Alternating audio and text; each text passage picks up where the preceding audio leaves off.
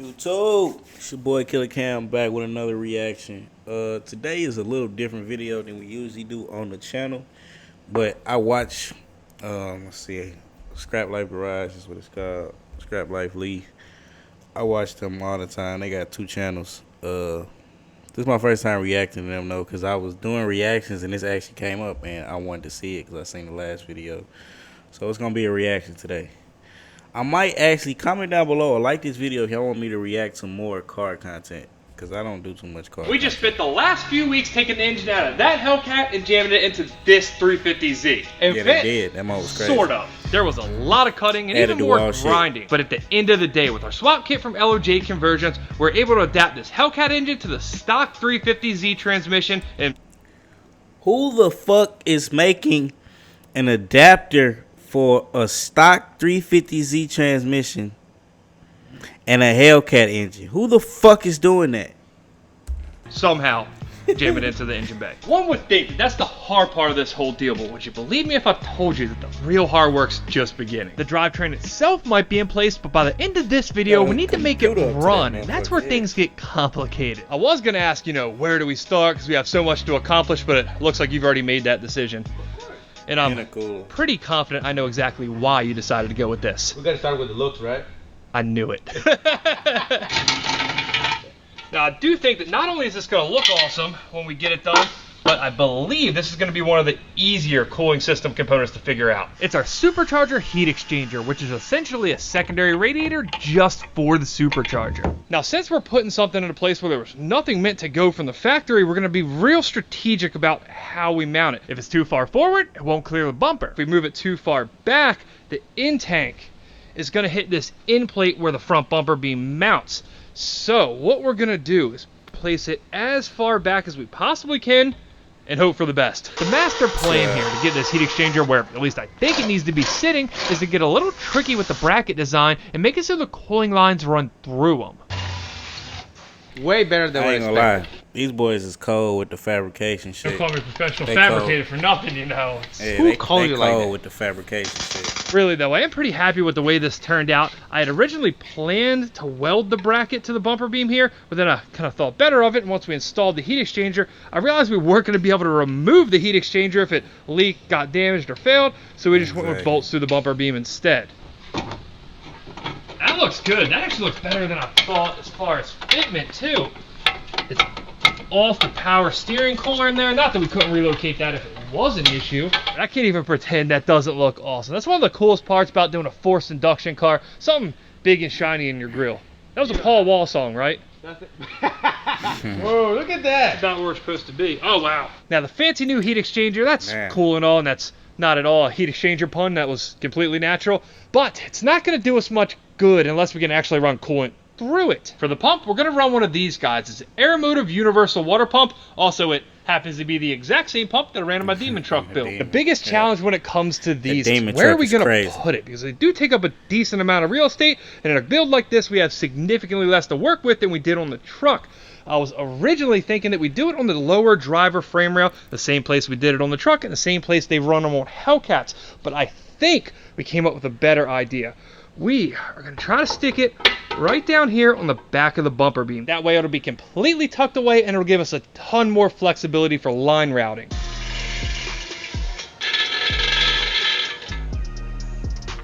Sure. Basically, this is art. Can we call it?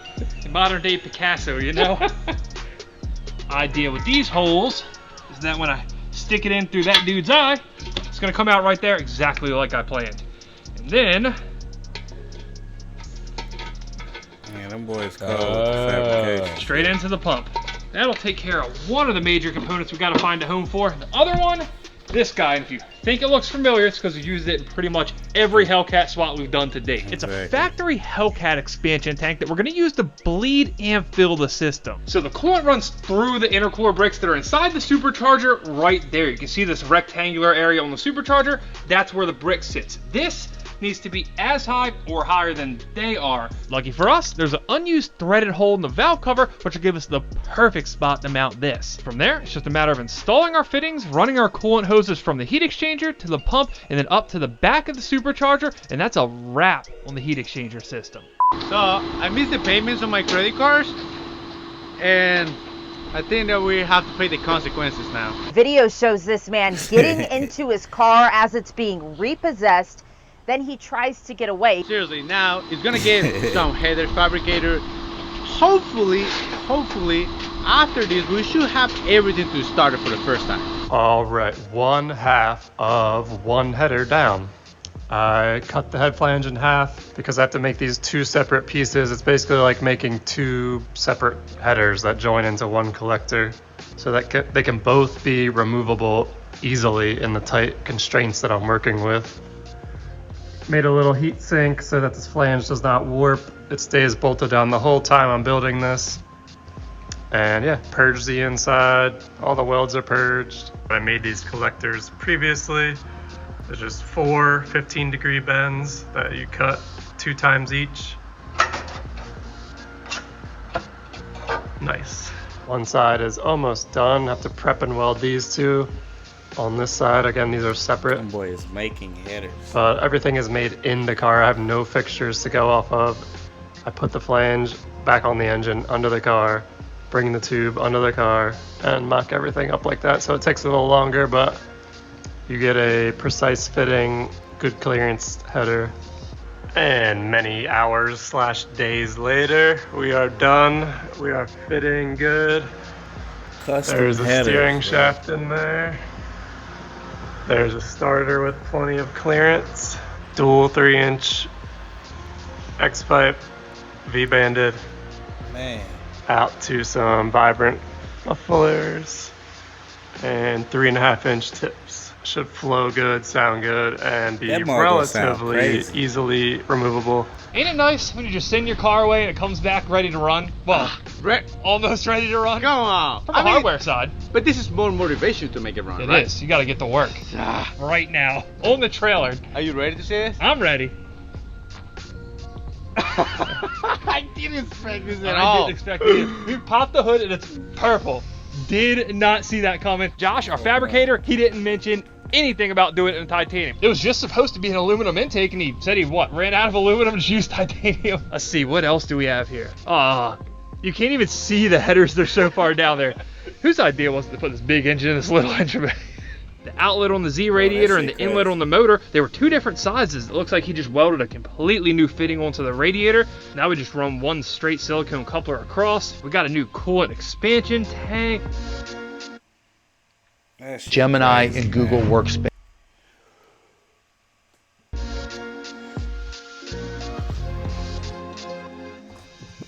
Oh my god, look at those headers. They look sick. There's our lower radiator hose going to the outlet on the Hellcat engine.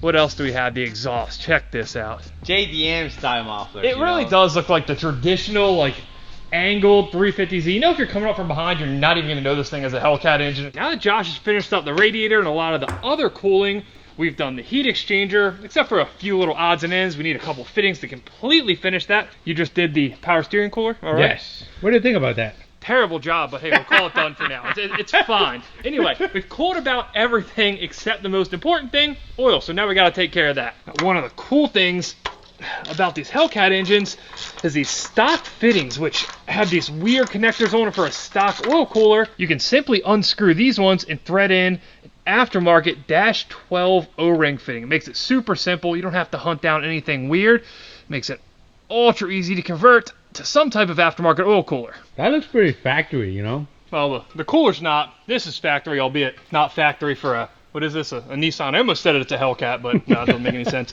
So the cooler's just a set trap unit, super simple, super lightweight unit. The bracket, though, I believe this is what they call recycling. This is a transmission tunnel cover from a C6 Corvette. Just hack that up a little bit. Boom, mounting bracket. Yeah. What do you think? Solid. She ain't going nowhere. Now, the original plan with this oil cooler was to run straight fittings out of the bottom of it and then 90-degree fittings on the end of it. It's the most cost-effective way to do it, but once we got them on there, it just doesn't sit that well. I'd Hell really nah, you would rather not want the that sitting lowest that point low. of the car not be the oil cooler lines. New plan time. We're going to pull those straight fittings back out and install these. these banjo type fittings, which are $60 a piece. It's disgusting. But hey, when you pick up this much ground clearance, and worst case scenario, it potentially saves your engine down the road, I think it's a worthy expense. You do not want to clip one of them off on the bottom.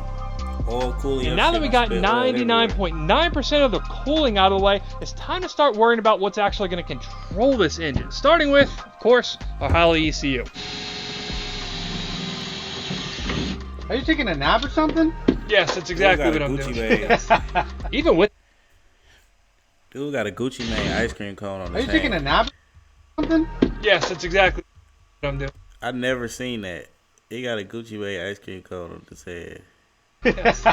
Even with the limited space, though, we were able to tuck this one back in here really nice and neat. I think, keyword think at the moment, we're going to be able to run all our factory dash panels. Not only is mounting it over here going to give us a ton of room for all our Holley wiring, but we can even reinstall our stock ECU. I'm not sure what exactly this controls at this point, but there is still one connector on the body harness that plugs into it, so I suppose we should probably do it. Now that we got the ECU out of the way, it's time to move on to the next thing that's definitely 110% going to give me back problems installing, our gas pedal. This is our Hellcat gas pedal. To control a Hellcat engine, we need one of these guys. In design alone, it's very different than the 350Z pedal. While this is a drive-by-wire, this pedal's metal. It's mounted on a huge metal mounting bracket. This one's a one-piece pedal and bracket assembly. It's all plastic. That aside, the angles are really similar. They have, I don't know, what's a 45-degree bend, we'll call that, Fernando? Basically. So I think as we start to take this one apart, we might find that they're not as different as we originally thought. I'm actually thinking that we can use the metal bracket off the Z pedal to help mate the Hellcat pedal to this chassis. What the hell? It might not be the prettiest thing in the world yet, but I think we're about in the right place. We're in the money here. What's that sound like? Queen, queen, right? That's Just like that. You're going to be moving in the car like that? This guy's going to make it torque. So it does look like it's pretty decently aligned. The only thing I don't like is I think it needs to be spaced over just a little bit further that way. It's a little close to the brake pedal. I mean, is it? Visually from here at least, yeah, see, that's what I'm talking about. But remember, this is a burner machine. We need this. Right about now is when we all realized exactly how close this thing was to starting for the first time, and it kind of turned into an all hands on deck type approach. Next up to bat, Tim with the wiring.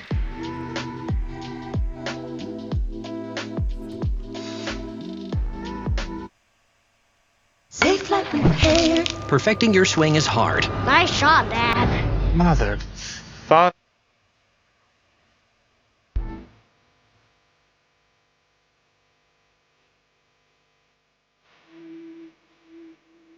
As per usual, Tim absolutely crushed this wiring. The entire engine harness is wrapped up. We got a lithium-ion battery by anti-gravity. The Holley ECU, that's done. The intercooler pump, the radiator fans, it's all ready to go. There's really only a few things we have to do.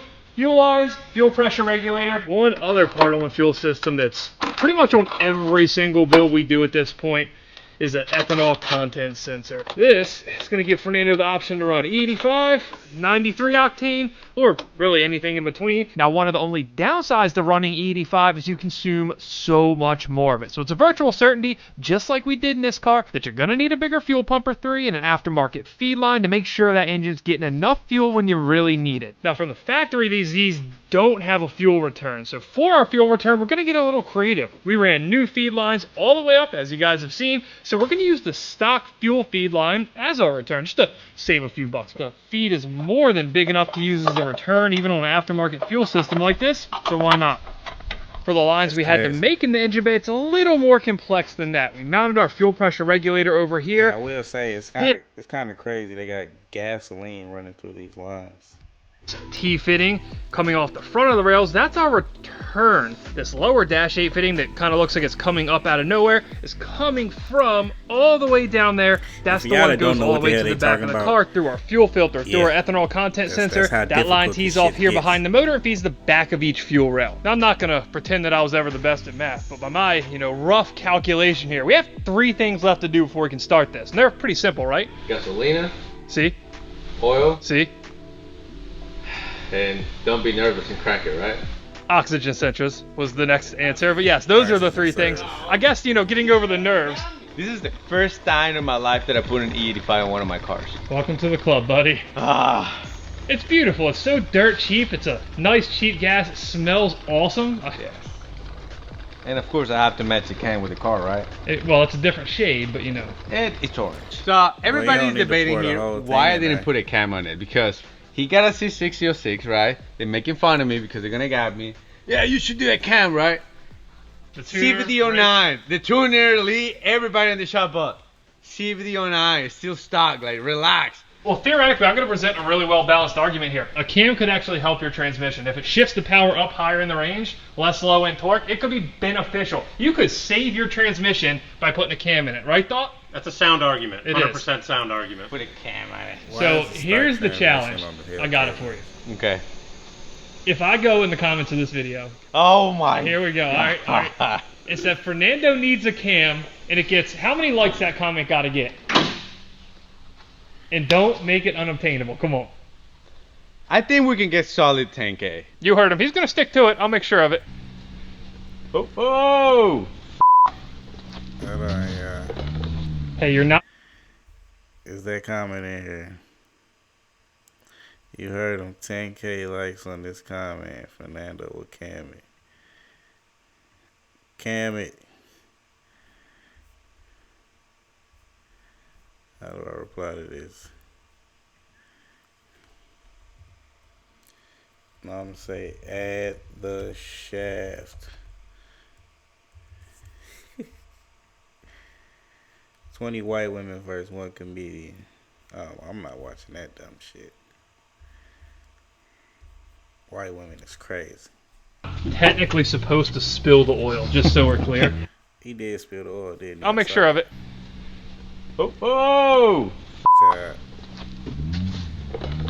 Hey, you're not technically supposed to spill the oil, just so we're clear. It's supposed to go inside the engine, Yes, right? you put that inside the engine. Jokes aside, that is one lesson I learned on these as well. If you have a funnel with a massive opening like that, you can fill these things too fast and they'll start pouring out of here. I have my valve cover flipped, the breather's on the backside. Mine started pouring out of the breather as well, so just use a funnel with a small hole or kind of regulate the flow, I guess. Now, one thing we have to check before we start it are the fuel pumps. We haven't powered this fuel system at all.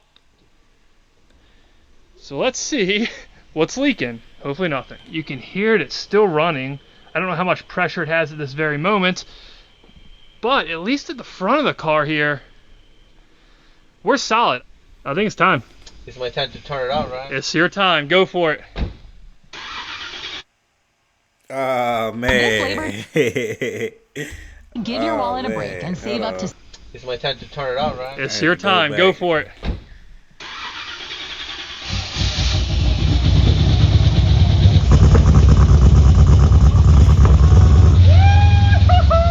Oh, cut it. Come on, cut it.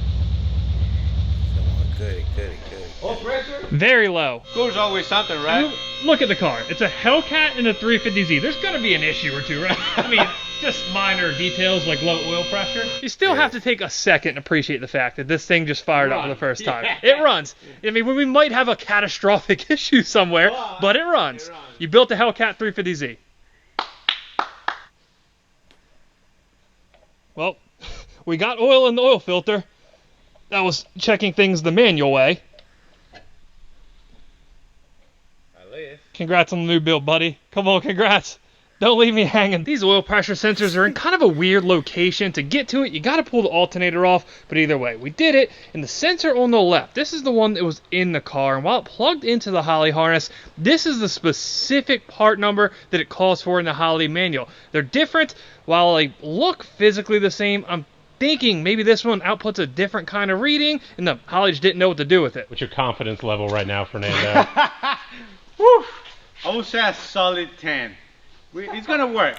10% or like 10 out of 10? 10 out of 10. Oh, okay. We're gonna be good. All right, 1 pound of oil pressure right now, so that could theoretically be reading right. Cool. Go ahead, crank it up.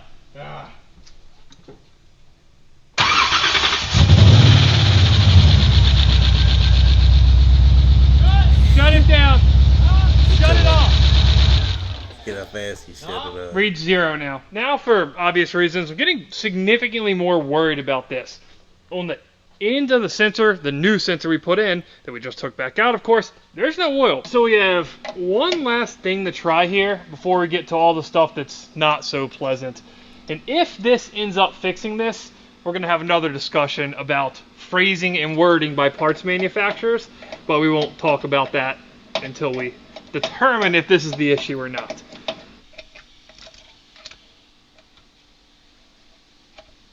What we did was simply swap the inlet and outlet of our oil filter relocation kit. Now, let's see if it works. Good,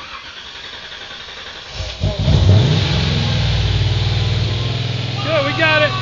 There we go. Boom, all right. Boy's cold. They know how to solve some problems, boy. Finally.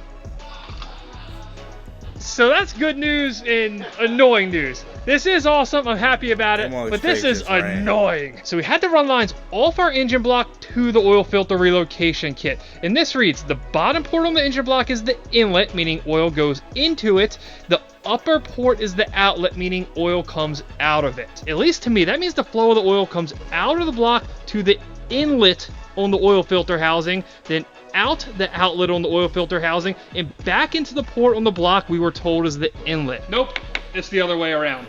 Outlet of the block goes to the outlet on the filter housing, and then the inlet of the filter housing goes to the inlet on the block, so theoretically it's doing this. I don't know. We switched them, it works. Stupid instructions. Let's put this thing back together and let it run for a second. How about that, Fernando? I can breathe now. Oh, there we go. It's a beautiful sight, isn't it? 73, 60, 73. Yeah, you get it. I'm not gonna lie, that's crazy. That's crazy. That wasn't ready to run, so I'm done. It sounds so good. This has been not only a long day, this has just been a long build at this point. What do we got to do next? We have to... Coolant system. Yeah, we've done all this stuff. We just have to fill it. We just really wanted to start it today. We got to do all this, and we have to take it outside of the shop. We're going to make sure this thing dries. You're going to need to order another set of rear tires. You just knock that out now. Our emotions being like, here, there, here, there, like, it's...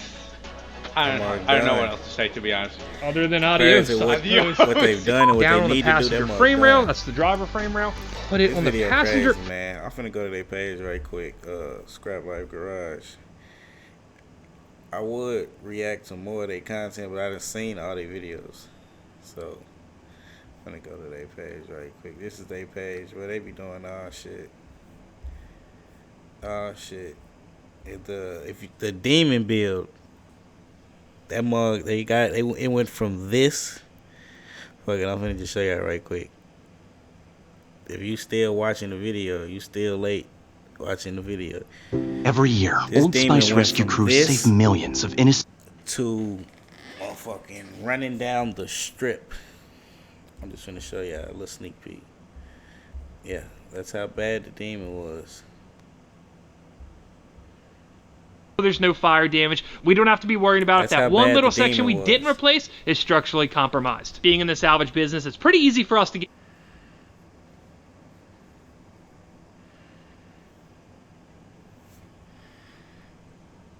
Let's get it first rolled it up.